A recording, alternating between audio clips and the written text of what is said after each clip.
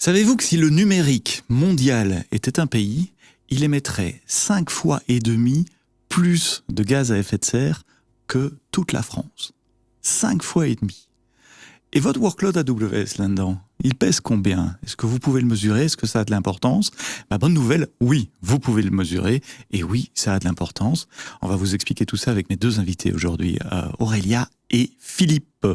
Aurélia Pinel, tu es Solution Architect Manager, donc tu gères une équipe de Solution Architect ici à AWS en France.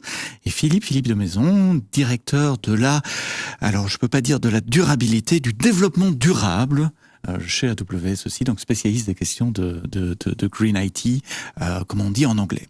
On va mesurer du carbone, mais pourquoi est-ce qu'on mesure le carbone?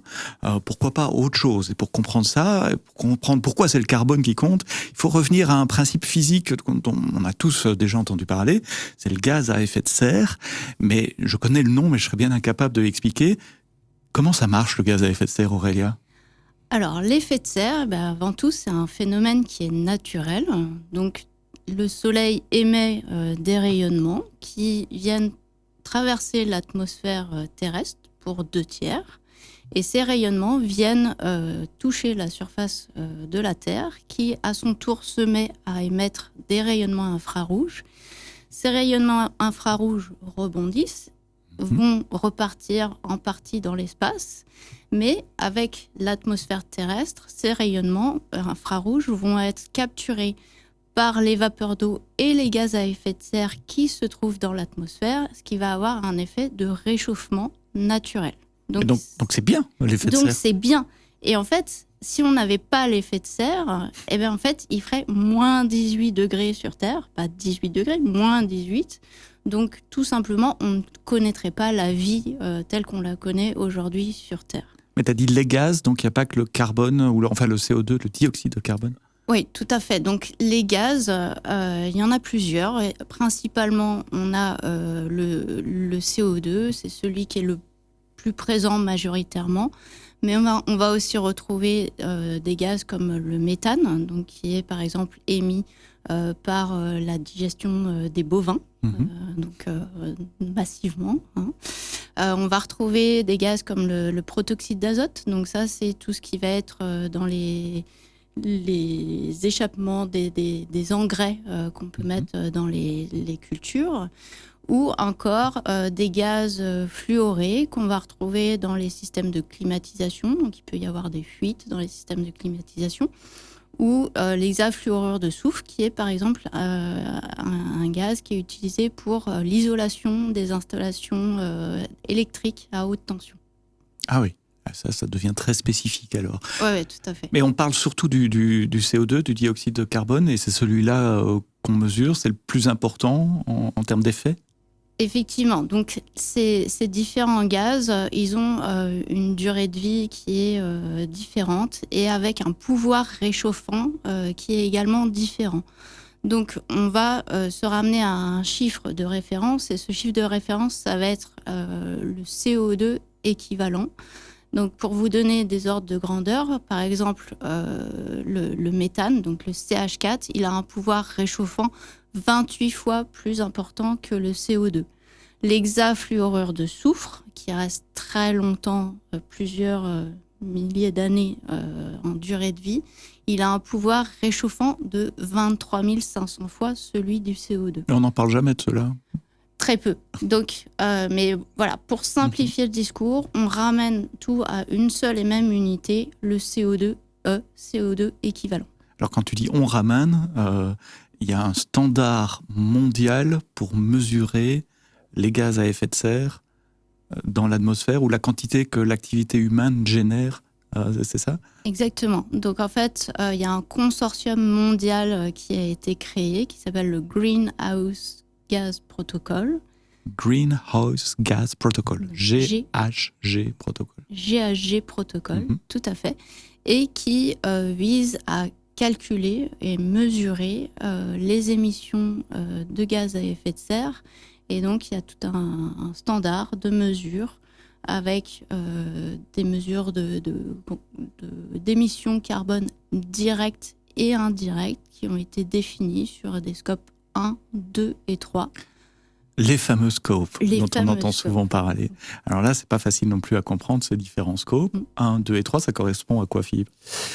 Alors en fait, déjà, le GSG protocole, c'est vraiment un standard. De fait, c'est pas le seul, juste pour bien situer les choses.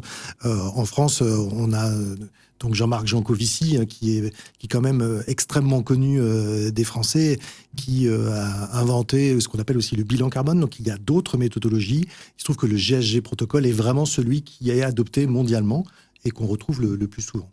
Alors, pourquoi on a découpé en scope ? Parce que dès lors qu'on commence en tant qu'entreprise à mesurer le CO2, on pourrait se dire chacun mesure ses émissions directes en tant qu'entreprise. Voilà. Facile, net, clair. Voilà. Bon. Voilà. Donc, et puis après, on additionne tout ça, puis on a, par exemple, toutes les émissions de l'industrie, par exemple. Sauf que ça, c'est un peu compliqué parce que si on se limite à ça, eh bien, tout ce qui se cache en termes d'émissions derrière nos achats, derrière tout ce que l'on produit, on n'apparaît pas. Donc, oui, mais il apparaîtra chez quelqu'un d'autre. Il apparaîtra chez quelqu'un d'autre, mais ça veut dire que moi, la gouvernance que j'ai en tant qu'entreprise, sur le fait à la fois d'acheter les bonnes choses, avec avoir un comportement vertueux en tant qu'acheteur ou en tant que fabricant, j'ai pas le levier. Oui, on pourrait reporter la responsabilité sur quelqu'un d'autre. Exactement, Sébastien. Donc en fait, c'est là que le GSG protocole a été conçu pour les entreprises et uniquement pour les entreprises.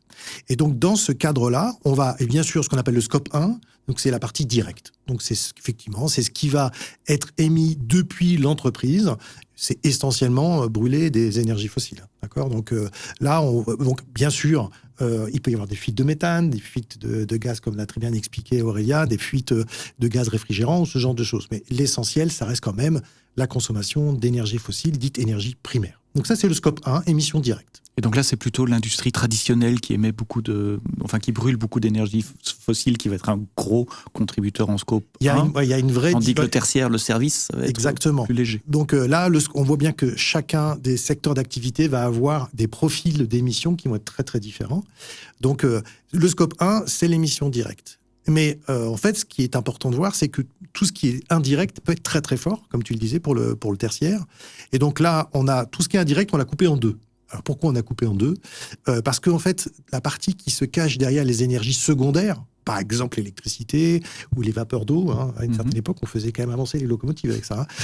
Donc toutes ces énergies dites secondaires, en fait, c'est un peu particulier. On voit bien que l'énergie, ça reste un secteur un peu à part. Donc en fait, le scope 2, ce sont des émissions indirectes liées, en ce qui nous concerne essentiellement, aux émissions qui se cachent derrière l'électricité. Voilà. Et le scope 3, en fait, c'est tout le reste. C'est-à-dire, c'est ce qui se cache derrière, en fait, tout bonnement, mes achats. Donc, quand j'achète quelque chose, en tant qu'entreprise, j'ai tout intérêt pour baisser mon scope 3, à essayer de trouver un acteur le plus vertueux possible sur ce sujet. Donc les achats de mes matières premières pour produire, mais ça peut être ce micro, cette table, ça fait partie du scope 3 d'AWS. Exactement. Et après, inversement, alors, il se trouve que nous, on ne produit que très très peu de biens physiques. Mais dès lors que je suis une entreprise qui produit des biens physiques et que ces biens physiques eux-mêmes consomment, ça va rentrer aussi dans le scope 3. Donc c'est autant en amont qu'en aval. Alors j'ai ouvert cette vidéo en parlant du numérique et vous la regardez probablement sur la chaîne YouTube d'AWS. Donc on va parler du cloud. Et dans le numérique, j'imagine que c'est le scope 2 qui est le plus important. C'est les achats d'énergie pour faire fonctionner les data centers. Dans le scope 2, on parle aussi de location base versus opposé à market base. Ce sont des mots que j'ai déjà entendus, qu'on voit d'ailleurs dans la console AWS. On en parlera tout à l'heure. Ça correspond à quoi ces deux concepts, location base versus market base ? Alors, en fait, on a parlé des énergies renouvelables. Donc, c'est l'électricité, par exemple, qui est produite par les éoliennes, les panneaux solaires, etc. Mais on s'aperçoit qu'en fait, le problème, c'est que quand j'ai des électrons qui sont produits par des éoliennes, si on les assimile, par exemple, ces électrons à des kiwis, que mon électricité produite par des énergies fossiles, c'est des morceaux de banane.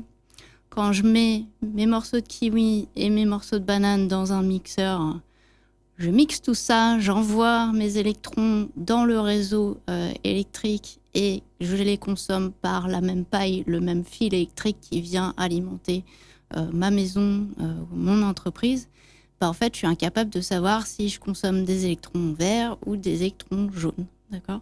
Tout à fait. On ne peut pas taguer des électrons. Exactement. Ça serait trop facile. Donc, ce qu'on a fait et ce qu'a fait le GHG Protocol, c'est qu'ils introduisent cette notion de location-based et de market-based. Le location-based, ça va être tout simplement le reflet exact de ce qui se trouve dans mon réseau électrique. Et donc, je vais consommer la réalité du nombre d'électrons verts et d'électrons jaunes qui se trouvent dans le réseau et que je consomme. D'accord ? Donc en prenant les données des fournisseurs d'énergie, ils disent le mix c'est 40% de ceci, 30% de ça. Exactement. Etc. Donc ça va refléter ma consommation liée au mix énergétique du pays.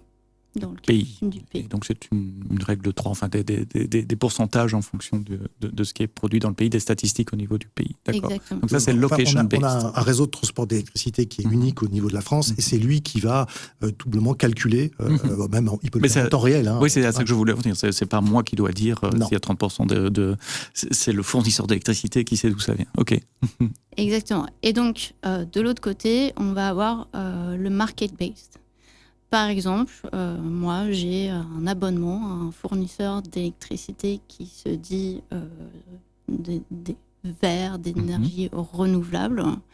Et donc, quand je regarde ma consommation électrique et ma facture associée, et mon empreinte carbone, parce que c'est ça qui nous intéresse, je veux que ça reflète la consommation d'énergie que j'ai faite et que cette énergie soit de l'énergie renouvelable. Donc l'empreinte carbone qui va être associée à ma consommation, c'est celle qui est liée à ce que j'ai contractualisé avec mon fournisseur d'électricité, d'énergie renouvelable. Donc on a ces systèmes de contrats avec des certificats qui sont émis et qui me permettent de justifier que la totalité de l'électricité que je consomme est à 100% issue d'énergie renouvelable, puisque c'est ce que j'ai contractualisé avec mon fournisseur d'énergie. Il y a des outils aussi qui permettent de visualiser ça, le mix énergétique au niveau d'un pays. Alors, l'outil pour la partie purement location-based, oui, par exemple, Electricity Map le fait très bien. Donc, on peut avoir, alors même sur le dernier quart d'heure ou sur l'année, au niveau des pays. Donc ça, c'est important, la partie location-based, parce que c'est quelque chose qui est, on parlait de réglementaire tout à l'heure, c'est la réalité physique, en fait. Par contre, c'est vrai que le mécanisme qu'on appelle market-based, donc la loi du marché, c'est pour faire en sorte que, historiquement, les acteurs qui fournissent des énergies renouvelables puissent avoir un plus marché. C'est-à-dire qu'il faut qu'ils puissent se dire ce que je vous vends, c'est pas de l'électricité comme toutes les autres.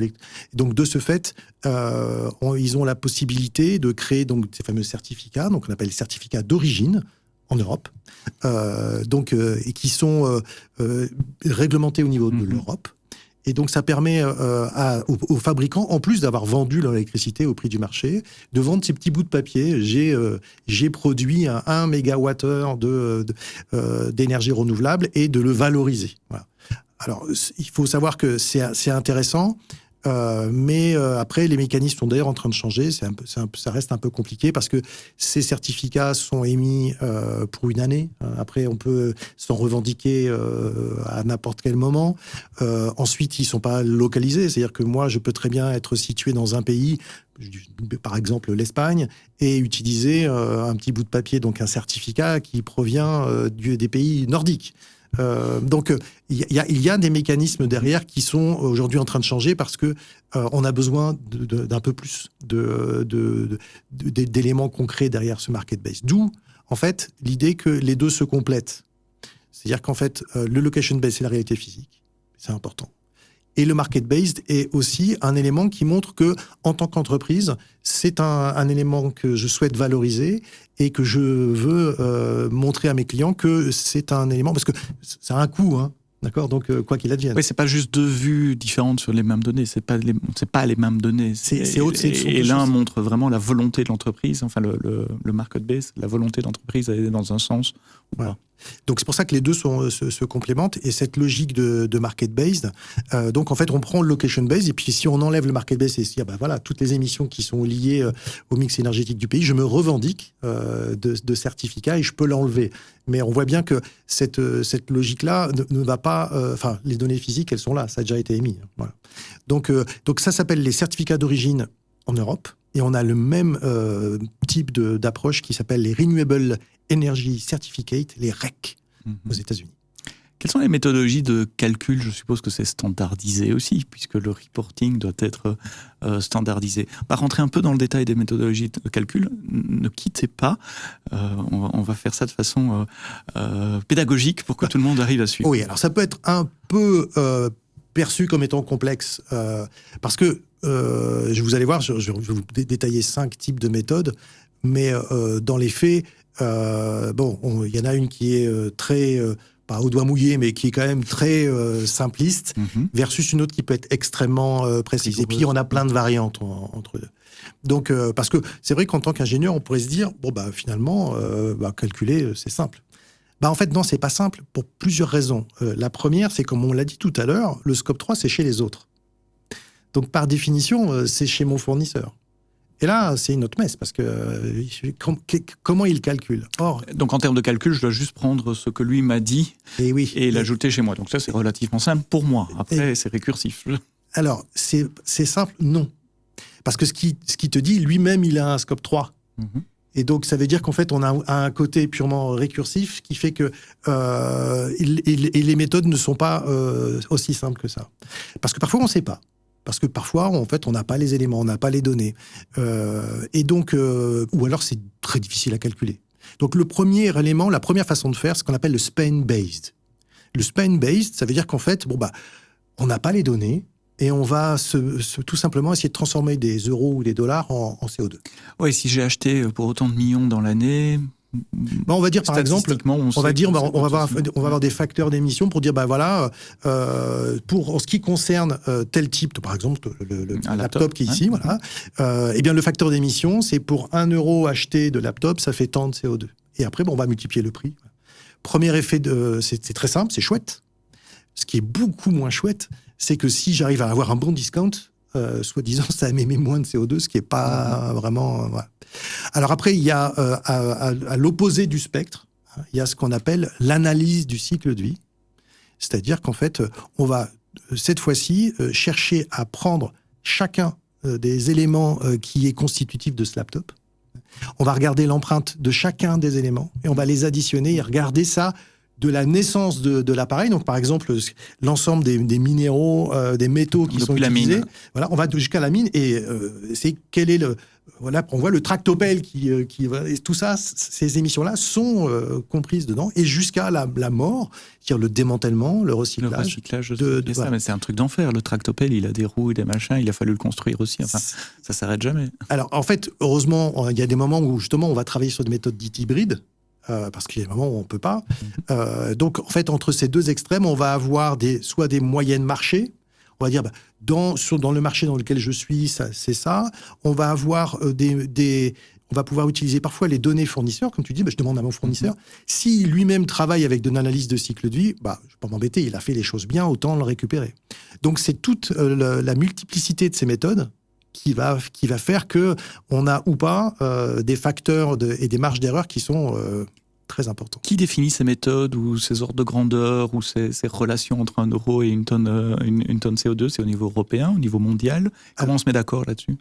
On se met plus ou moins d'accord. C'est-à-dire qu'il va y avoir, au niveau européen, il y a des tables de facteurs d'émission qui sont mises à disposition. En France aussi, l'ADEME en fournit. Et après, il y a des acteurs sur le marché qui vont fournir justement ces bases de données de facteurs d'émission et qui vont pouvoir aider au calcul. Mais s'il y a une constante, en fait, c'est que c'est complexe et que les méthodes, elles sont différentes aussi et plus ou moins complexes selon les secteurs d'activité.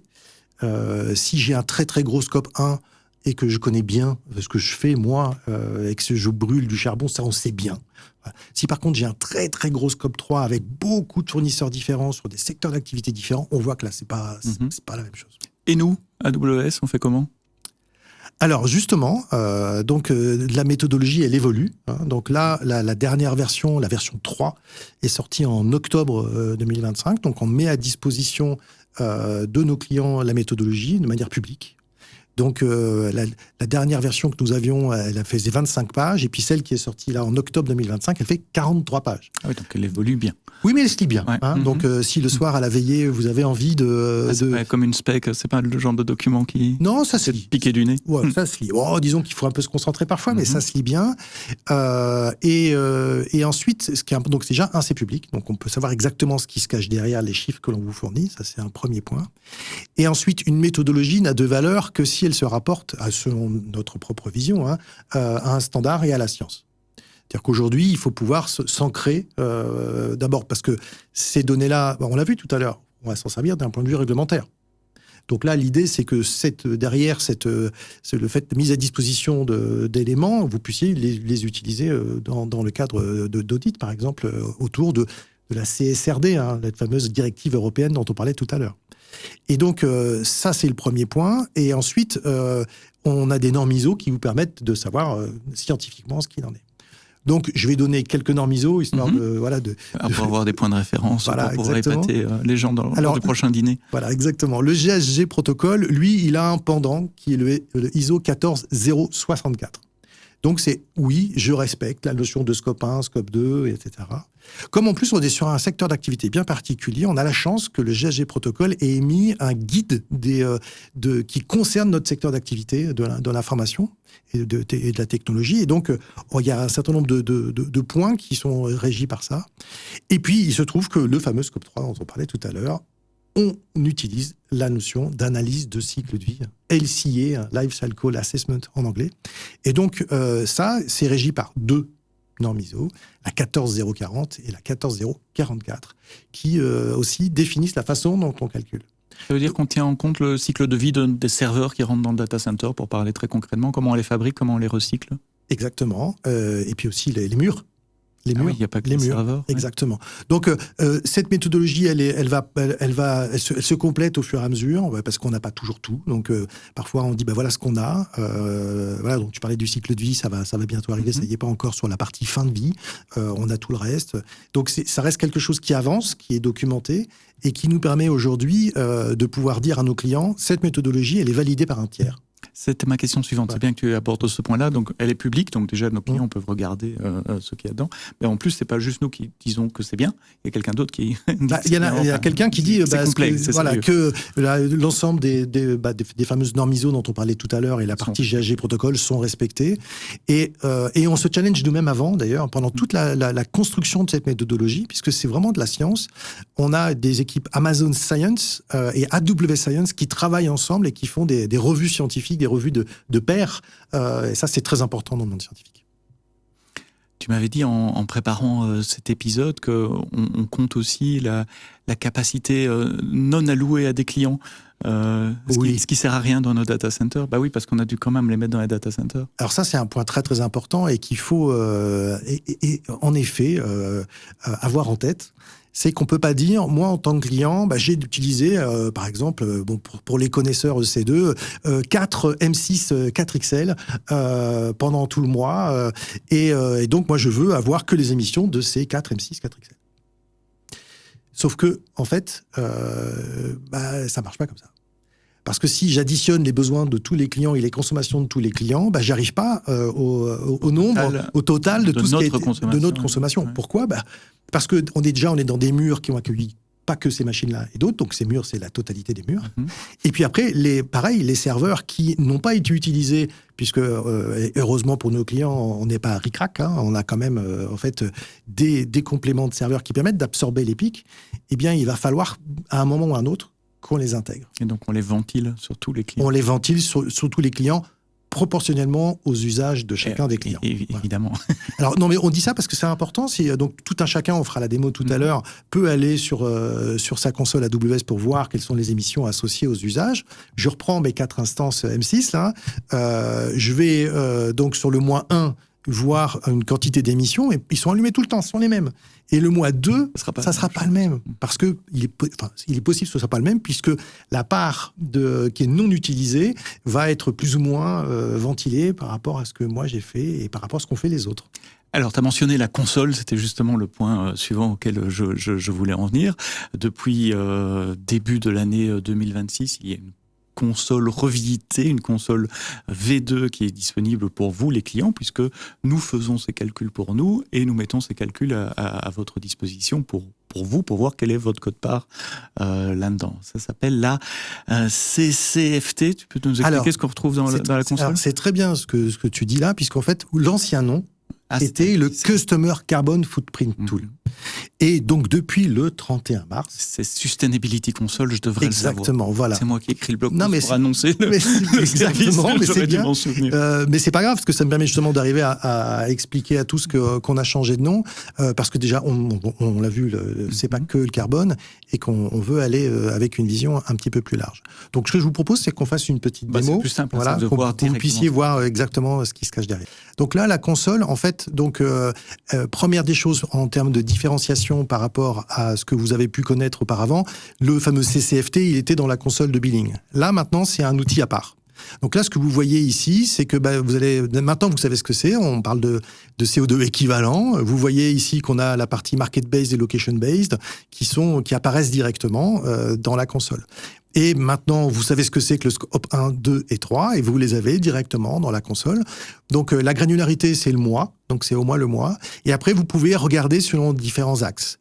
Donc, vous pouvez regarder selon, par exemple, les utilisations. Donc, EC2, S3, CloudFront. Pour l'instant, ce que les services de base. Et après, tous les autres sont mis dans autres. Et après, on peut regarder par région AWS. On a parlé de mix énergétique de pays tout à l'heure. Donc une région n'est pas nécessairement équivalente à un même usage de mes 4 instances AM6. Je vais pas avoir... Par exemple, si tu disais tout à l'heure, le scope 2 était généralement bien plus grand, ça dépend. En France, on a des clients qui ont un scope 3 plus important que le scope 2. Là, ce que vous voyez, c'est qu'en plus, là, on est, pour ceux qui connaissent, au niveau du compte payeur. Donc, ça veut dire qu'en fait, on a rattaché tous les comptes qui sont liés. Et je peux d'ailleurs choisir dans la liste les comptes qui m'intéressent. Après, je peux choisir la période qui m'intéresse aussi. Donc, je peux soit avoir des mois glissants, soit avoir une année complète. Et je peux l'avoir, en fait, sous forme de diagramme ou avoir les éléments directs. Alors, ça, ce qui est important, c'est que c'est une logique qui est « je consulte ». Mais moi, interactive. Là, ce qui m'intéresse, c'est si je veux directement extraire les données, il y a une fonctionnalité d'export qui me permet de rechoisir la période de temps, de choisir ce qui m'intéresse comme données qui sont à disposition. Bon, là, on choisit tout. Et au final, on n'a ni plus ni moins qu'un export CSV. Donc là, ça reste toujours manuel. C'est-à-dire qu'en fait, on est dans une logique où on va extraire les données qu'on avait dans la console pour pouvoir les travailler. Il y a un troisième élément d'export qui existe aujourd'hui, qui consiste à utiliser le même mécanisme que pour le Cost and Usage Report, pour ceux qui connaissent, pour exporter la facture. Donc, ça s'appelle les data export. Donc, je peux automatiser sans avoir besoin de la console, faire que ça aille dans un bucket S3, pour ceux qui connaissent. Ou alors, je peux aussi aller les chercher par API ou par ligne de commande. Donc, je peux en fait extraire ces données-là de manière assez classique dans le monde AWS, par un appel d'API. Un appel API, exactement. Ou aller déposer un gros fichier sur S3 qu'on peut lire après. Donc, en tant que client, je peux voir quelle est ma consommation, surtout comment elle évolue de mois en mois. Une grosse partie de ma consommation dépend de l'architecture, la manière dont AWS construit ses services, achète ses serveurs, achète ses services, achète son mix énergétique. C'est ce que j'ai bien compris, j'espère, de vos explications, Aurélia, Philippe. Mais on dit souvent aux clients AWS que à la fois l'architecture, la sécurité et donc des consommations équivalent carbone sont une responsabilité partagée. Ça veut dire que moi, client, je peux directement agir aussi sur, alors peut-être pas sur le mix énergétique, mais sur la consommation globale de mon workload, de mon application. Voilà, donc exactement. Donc on reprend ce principe de responsabilité partagée qu'on a l'habitude d'avoir sur les aspects de sécurité qui sont extrêmement importants. C'est exactement le même principe sur la durabilité. Donc AWS est responsable de la durabilité du cloud, donc au niveau des serveurs qui sont dans les data centers, de les opérer, tout le cycle de vie recycler, que Philippe a expliqué. Et vous êtes responsable de la durabilité dans le cloud et donc des usages que vous faites à travers vos applications qui sont hébergées sur ces serveurs dans les data centers d'AWS. Donc c'est pour ça que historiquement, d'ailleurs, d'un point de vue purement architecture, on a notre fameux livre de chevet des architectes solutions qui s'appelle le Well Architected Framework, de son petit nom, le WAF. Et donc, ça fait maintenant plusieurs années, plus de 4 ans, qu'on a rajouté un pilier aux 5 piliers historiques. Ça fait pas de mal de le rappeler. Premier pilier, la sécurité, normale. Deuxième, la partie purement robustesse, résilience. Troisième, la performance. Quatrième, le coût. Le 5e, la maintenabilité. Et le dernier, donc le 6e pilier, c'est le pilier durabilité. Avant de rentrer dans ce 6e pilier, le WAF, alors tu as expliqué, c'est quoi? C'est le Well Architect Framework. WAF, pour moi, c'est aussi Web Application Framework. Ouais, tout à fait. Il faut faire attention aux acronymes qu'on utilise.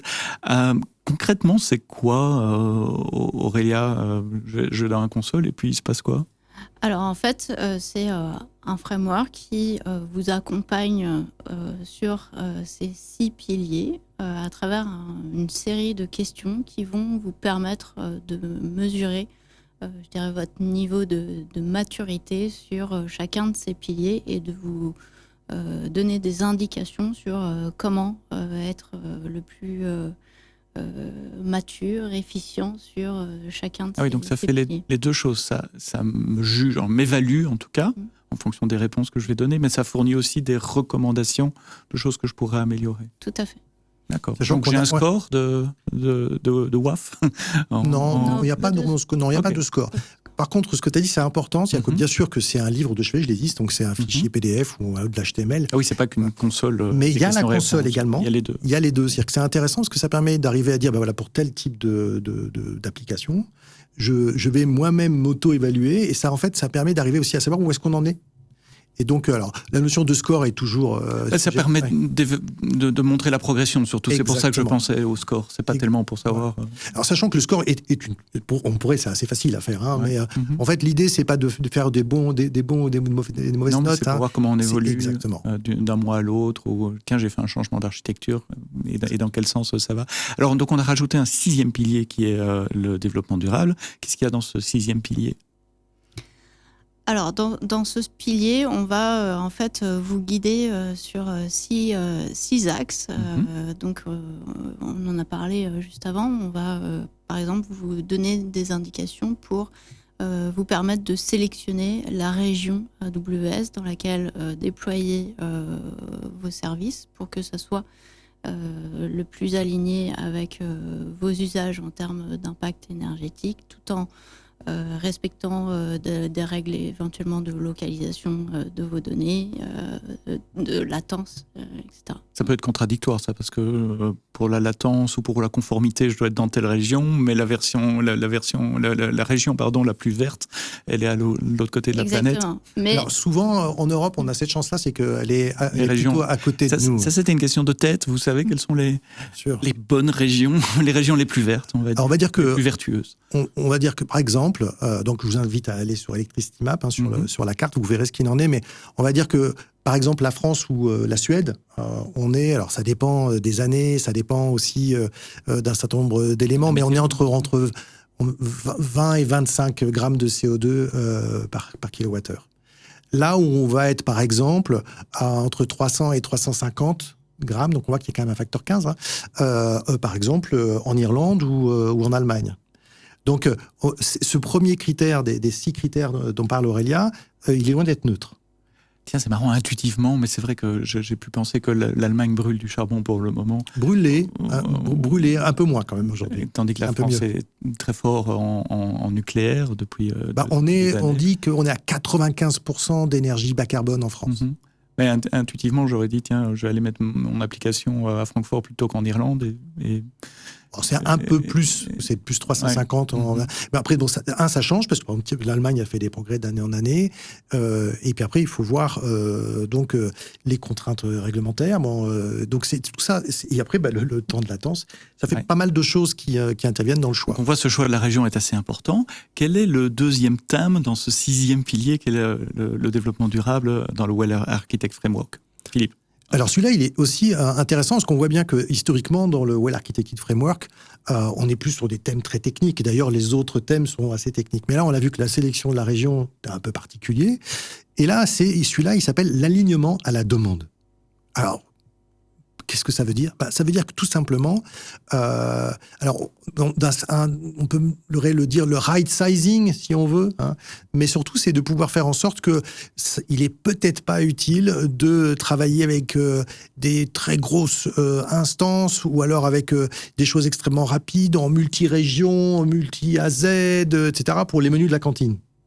Donc, en fait, c'est vraiment essayer de mettre au bon niveau l'ensemble des ressources qui sont mobilisées par rapport à la nécessité des usages. Oui, donc dans ce deuxième thème, on ne parle même pas du type de ressources, on y viendra après, mais vraiment de la quantité de ressources qu'on déploie. En fait, c'est exactement. Vraiment, l'idée, c'est est-ce que déjà, je me suis posé les bonnes questions sur le fameux Service Level Agreement, le SLA. Parce que quand on travaille avec les métiers, généralement, c'est ceinture, bretelles, parachute. Moi, je veux du 24-24-7-7. Pour ceux qui savent ce que c'est RTO et RPO à 0, et ça devient une nouvelle normalité. Là, l'idée, c'est de te dire non, c'est pas une seule taille pour tout le monde, hein, on met tout au maximum. Finalement, les ressources, c'est pas gratuit. C'est pas gratuit déjà financièrement, donc FinOps. Et après, sur la partie GreenOps, hein, sur la partie des émissions qui se cachent derrière, autant être dans une... Alors, le mot sobriété et frugalité convient pas, là. Puisqu'en fait, on n'a pas dit qu'on allait baisser la voilure. On prend juste ce qu'il faut. C'est comme quand je vais à un buffet à volonté et puis je remplis mon assiette et je vais en manger que 10%. C'est exactement ça dont on parle. Troisième thème, on a déjà touché un mot, tu en as déjà touché un mot, Aurélia, c'est le choix des langages de programmation. Tu peux donner quelques exemples pourquoi le langage de programmation influe mes émissions de gaz à effet de serre? A priori, si je le dis comme ça, c'est deux sujets assez déconnectés.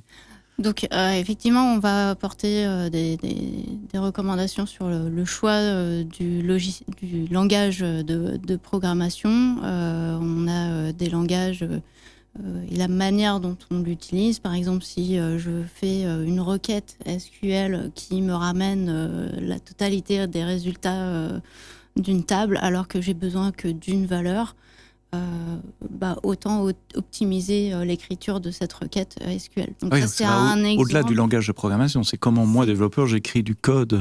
Exactement. Et puis, ça va influer aussi les services AWS sous-jacents qu'on peut utiliser derrière, puisqu'on peut avoir l'usage de services type lambda, qui sont des services dits serverless et qui vont être appelés uniquement quand j'émets ma requête, plutôt que d'avoir un serveur qui tourne en permanence pour faire tourner mon logiciel. Il y a des langages de programmation qui sont plus vertueux que d'autres? Alors là, on rentre dans la religion, hein, sur la partie des langages. Mais vraiment sur l'aspect développement durable. Il y a le compiler versus l'interpréter. Ouais. Ça, c'est vraiment important. C'est-à-dire qu'on compile une fois. L'interprétation, en fait, voilà. Donc après, on va donner quelques noms, hein, les langages interprétés, Python. Et après, le compilé, on parle bien sûr le C, l'antique C, qui fonctionne très bien. Et puis ensuite, maintenant, le nouveau Rust. Donc après, il faut faire très attention, parce que d'une part, parce que les analyses sont... Ça dépend pourquoi, ça dépend combien de fois on utilise le logiciel. Ça dépend aussi si on parle des librairies ou uniquement, par exemple, Python en wrapper, c'est très bien si on fait appel à des librairies compilées. Donc là, développer ça peut être dans un langage qui est dit interprété, mais si l'essentiel se fait avec des librairies qui sont compilées. Donc là, désolé pour la partie un peu technique, mais ça reste important. Quatrième thème, les données. Oui, alors les données, aujourd'hui, on en émet beaucoup et on les stocke, elles transitent également. Donc là-dessus, on va amener des recommandations sur est-ce que j'ai vraiment besoin de stocker la totalité des logs que mes applications génèrent? Combien de temps je les garde? Combien de fois je vais les répliquer par rapport à mes engagements contractuels, par exemple. Et par exemple aussi, la façon dont je les stocke. Le fichier CSV donc est très très lourd versus le format parquet qui lui presque est d'un rapport, c'est 90% en moins. Donc on peut voir qu'il y a plein d'éléments qui se cachent derrière cette logique. Ouais, est-ce que je dois compresser mes données? Est-ce que c'est intéressant de garder mes logs pendant 10 ans? Est-ce que je pourrais peut-être les effacer après un mois? J'ai pas besoin de les garder. 5e thème, c'est le matériel. On a déjà parlé de la quantité de ressources, mais il y a aussi le type de ressources qu'on va choisir. Oui, tout à fait. Donc, au niveau du matériel, par exemple, on peut faire des choix au niveau des processeurs qu'on utilise. Si, par exemple, on cite les processeurs Graviton, ils vont avoir un niveau de performance plus élevé, également pour un coût plus faible, et donc de vous guider aussi sur le choix de ces processeurs et d'utiliser les générations les plus récentes qui sont sans cesse optimisées. Donc voilà, donc l'idée c'est que donc performance, maintenant on parle de performance par watt, donc là ce dont parle Aurélien. Donc Graviton 3, performance par watt par rapport à une performance identique sur d'autres catégories de processeurs, on est à 60% en moins en termes d'émissions, donc ça c'est quand même intéressant. Donc ça c'est et après sur la logique d'utiliser des processeurs de dernière génération, ça c'est si on a besoin. Encore une fois, toujours cette logique de l'alignement à la demande. J'ai besoin d'avoir vraiment beaucoup de compute, donc beaucoup de puissance processeur. Autant prendre la dernière génération qui sera bien plus efficace. Mais heureusement pour nous, on a aussi la logique des fameux spot instances, donc cette logique qui permet de dire que les anciens matériels qui sont peut-être un peu moins utilisés le sont dans une logique de déplacer un peu comme pour les consommations horaires avec les heures creuses et les heures pleines. Bien, en fait, c'est ça les spot instances, c'est de faire qu'on puisse ramener des usages sur d'autres types d'instances, en fait, mais au même moment pour le coup, parce que ça vaut le coup. Et donc, ça veut dire que là, on va plus jouer sur le scope 2, parce que peut-être ils sont un peu moins efficaces, mais ils ont été fabriqués, donc on va jouer sur le scope 3.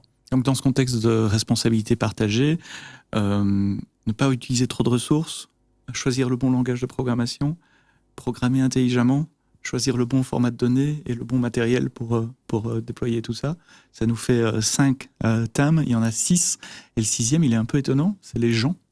Exactement. Je pense que ça, c'est un élément extrêmement important. Je pense qu'on le voit tous. Toi, en plus, tu es manager, donc tu vois bien qu'aujourd'hui, les gens sont critiques dans l'adhésion à tout ça. Donc, pour ça, il faut pouvoir mettre en place des process et une culture où c'est quelque chose qui est important. Donc, le dernier, donc c'est process et une culture.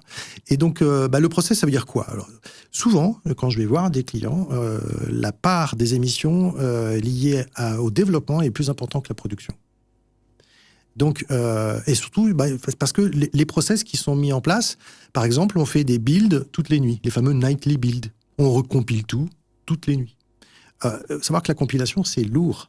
D'ailleurs, pour tester des processeurs, il y a des benchmarks où on compile le noyau Linux. Juste voilà, donc c'est un moyen de tester un processeur. Donc, on voit que la compilation, c'est lourd. Donc, c'est les process qu'on met en place. Et après, travailler aussi, par exemple, sur la taille des librairies. Donc, il se trouve que parfois, on va faire une grosse librairie, c'est plus simple, mais à chaque fois que j'ai besoin d'un petit élément, je vais ramener la totalité de la librairie en mémoire, sur le disque, etc. Réseau. Alors, voilà, donc réseau. Donc, l'idée, c'est si je la coupe en 10 tranches, peut-être que selon les usages, 80% des usages, c'est juste une petite tranche. Donc, je vais avoir 10 fois moins d'empreintes. Et réseau, et mémoire, etc. Donc, c'est tout ça qu'il va falloir mettre en place dans la culture et dans le process. Process, ça commence peut-être aussi par aller voir la console, le Sustainability Console, et regarder où vous en êtes et comparer de mois en autre, d'un mois à l'autre, quelle est l'évolution. Si on doit donner 3 call to action, si vous regardez encore la vidéo en toute fin, là maintenant, quelles sont les 3 choses que nos clients peuvent faire pour commencer dès aujourd'hui ou dès cette semaine? Je pense que on en a parlé. La mesure est importante. Même si parfois on peut très bien, même sans la mesure, on sait, on vient de dire des bonnes choses à faire, on n'a pas besoin d'avoir la mesure pour les faire. Mais c'est vrai que la mesure permet déjà de voir que ça baisse, et donc d'avoir quelque chose d'objectif sur ça. Donc la mesure, on a décrit la console Sustainability, donc mesurer, la première chose. Donc allez sur la console. Si vous n'avez pas les droits, parce qu'il y a des droits spécifiques, demandez-les à votre administrateur. Donc ça, c'est la première action. La deuxième action, en fait, c'est de se dire, bah ça, j'ai pu voir, maintenant j'agis. Et donc là, on a le fameux Well Architected Framework qui permet en fait de régulièrement travailler sur cette logique de baisser, mais toujours dans une logique certes de frugalité, mais pas de remise en cause majeure. Hein. Donc ça, je pense que c'est important. Et puis la troisième chose, c'est d'en parler autour de vous. C'est-à-dire qu'en fait, un des éléments extrêmement importants, c'est l'adhésion des équipes à tout ça. Et donc, de montrer qu'on peut. En fait, souvent, les gens disent « Ouais, mais bon, c'est trop compliqué, je ne sais pas faire, etc. » Donc, c'est mesurer, agir, et puis rayonner autour. Si vous en parlez à 2, 3 collègues de ce que vous faites, eh bien, eux-mêmes vont pouvoir mesurer et agir. Et donc, il y a un effet boule de neige qui est extrêmement important. Mesurer, agir, rayonner, ce sont les 3 call to action pour diminuer votre empreinte carbone, et ça commence par la mesure et donc la nouvelle Sustainability Console. Merci pour vos explications très claires. Merci à vous d'avoir regardé cette vidéo jusqu'au bout. Parlez-en autour de vous, abonnez-vous à la chaîne YouTube et à très bientôt.